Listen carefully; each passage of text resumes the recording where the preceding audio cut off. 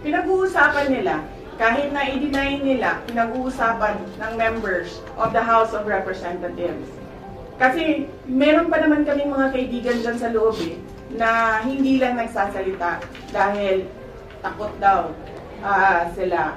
Kung sinasabi nila, it's openly discussed yung impeachment. How is it progressing now? Naku, hindi ko alam sa kanila. Basta kami, inaantay lang namin ang kanilang gagawin dahil expected na yon na gagawin nila. Kasi ano ba ang gusto nilang gawin? Gusto nilang pabagsakin ang pamilya Duterte sa politika. At hindi lang siguro politika, sa personal din. Dahil sinama nga nila yung asawa ko, di ba? He's a private individual, pero sinama nila sa harassment nila. Example lang, kung ano yung, kumbaga, playbook. Doon kay President Rodrigo Duterte, nakikita nyo, di ba? Merong quad committee ng House of Representatives na iniimbestigahan yung kanyang mga desisyon noong siya ay Pangulo pa. Tapos, meron tayong ICC na complaint against sa kanya. Tapos, merong plunder cases na final against President Duterte. Tapos, doon tayo papunta sa akin. Hinahabol-habol nila yung confidential funds. In fact, nung sinabi ko to express goodwill, sabi ko, at saka para hindi na tayo magkagulo, o sige na, we'll shoot blind sa projects namin. Huwag na natin gamitan ng confidential funds. Pwede pa rin naman yan, pero mas mahirap. Kasi you cannot purchase information, you cannot give rewards. Hindi mo mamahahanap kung ano yung tinatarget mo sa security issues and peace and order. Tapos, etong impeachment na pinag-uusapan nila. Tapos narinig nyo, di ba? Anong play ni Castro?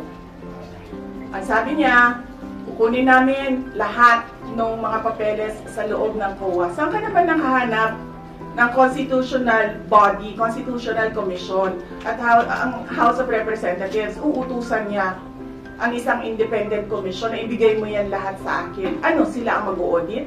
Hindi pa nga tapos yung audit. Pero alam na natin, nahahabulin nila dyan ang paninira nila sa akin. Tapos, pumunta tayo doon sa aking kapatid at sa aking asawa. Pinailan nila ng drug smuggling cases. Based on ano? Based on name dropping, based on chismis, based on hearsay.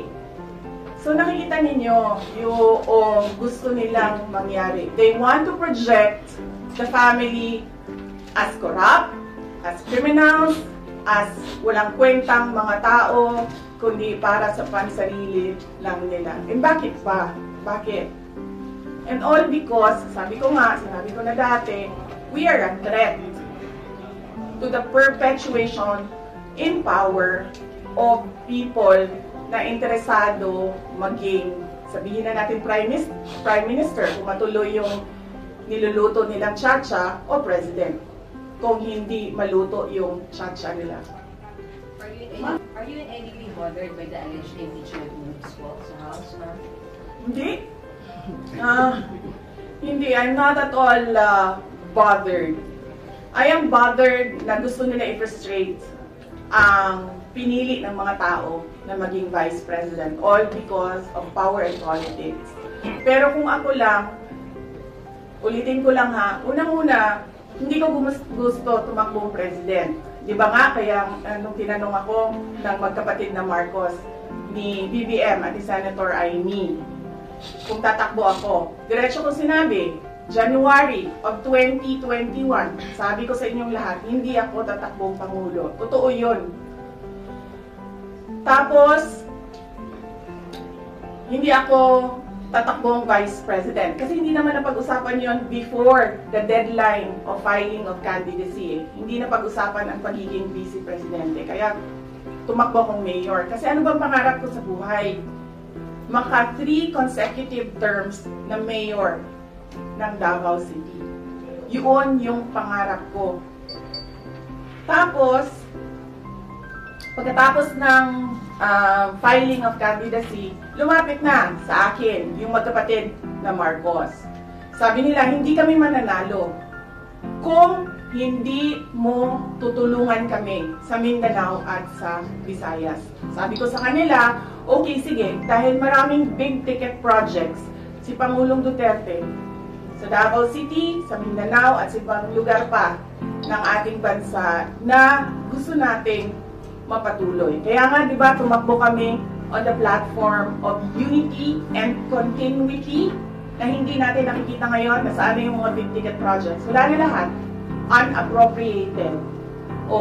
So, pagpaalisin nila ako dito, or impeach nila ako, hindi kawalan sa akin ang posisyon na Vice President. In the first place, hindi ko naman gusto tumakbong Presidente. Hindi ko gusto tumakbong Vice President. Tumakbo lang ako dahil kailangan mapatuloy yung development projects sa Mindanao, sa Visayas, at sa Luzon. At naisip ko at that time, if I am Vice President, patututukan yung mga proyekto na yon na okay, wala na rin lahat ngayon dahil unappropriated na sila lahat. Do you regret the decision? Do you regret the decision? Of course not. I do not regret running for Vice President. Kasi imagine niyo kung ako mayor ngayon at hinahabol-habol nila ako dahil alam nilang pwedeng tumakbo ito sa 2028. Diba? So, yun naman, tatakbo ang Diba? So, bakit ko nire-regret yan? Hahabulin nila ako. Alam nyo, kahit matanggal nila ako as Vice President, hahabulin nila ako until the day na maupo sila sa 2028. So, ano ang kaya mo sa 2028? Ano? Ngayon na!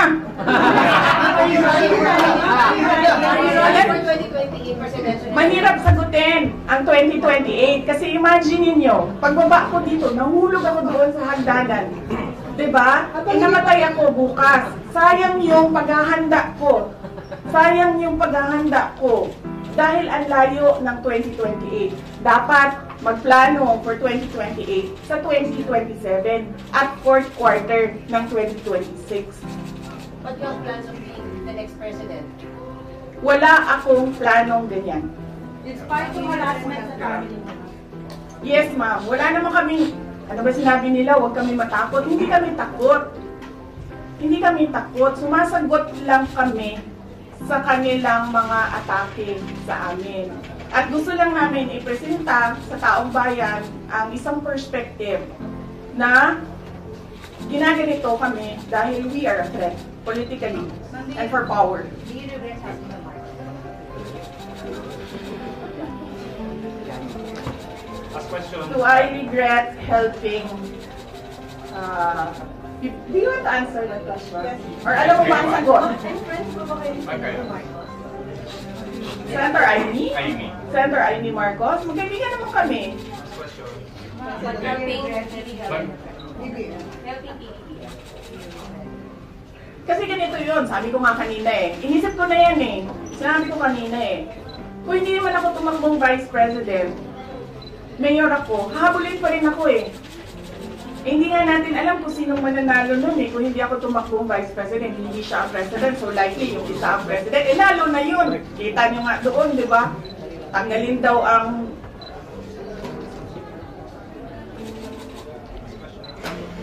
Ano?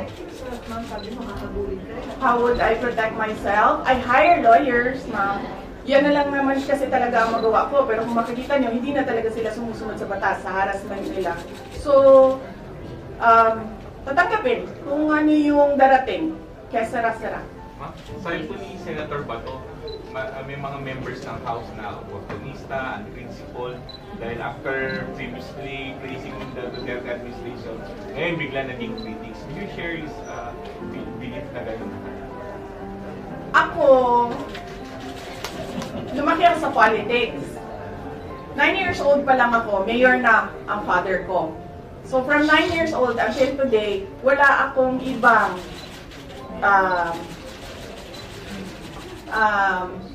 ano ba tawag dyan? Wala akong ibang universe kundi pag-aaral, nung ako'y nag-aaral pa, politika, nung natapos na ako nag-aral.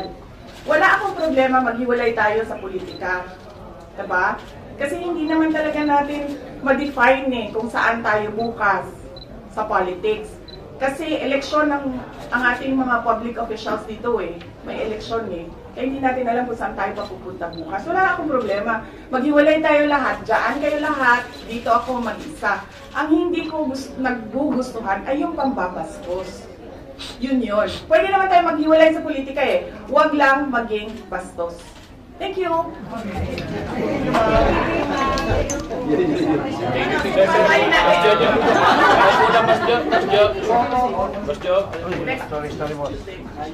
Thank you, ma'am.